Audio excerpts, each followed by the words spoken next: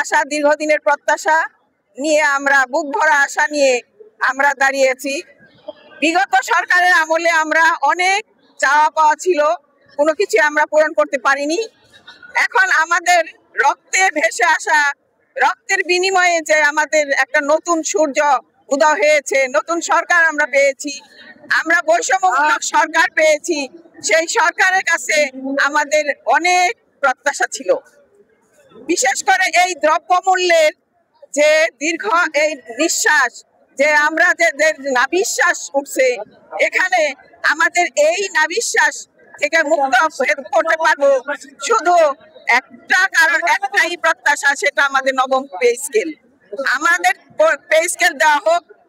আমরা অনেক কিছু শুনতেছি, আমাদের পে কমিশনার গঠন করা হয়েছে, কিন্তু বাস্তবায়ন হয়নি। আমরা প্রতিদিন সুখবর পাচ্ছি, কিন্তু সুখবর আমাদের আসছে না। আমরা চাই এই ডিসেম্বরে, এই বিজয়ের মাসে যেন আমরা বিজয়ীর বেশে আমরা ফিরতে পারি। আমরা এই সরকারকে যেন সারা জীবন, যতদিন বাংলাদেশের সূর্য থাকবে ততদিন যেন এই সরকারকে মনে রাখতে পারে।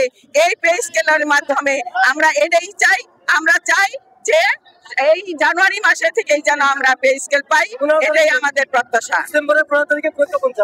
এই ডিসেম্বরের 15 তারিখের মধ্যে আমাদের পে স্কেল বাস্তবায়ন করতে হবে এবং জানুয়ারি মাস থেকে আমাদের কার্যকর করতে হবে, এটাই আমাদের প্রত্যাশা।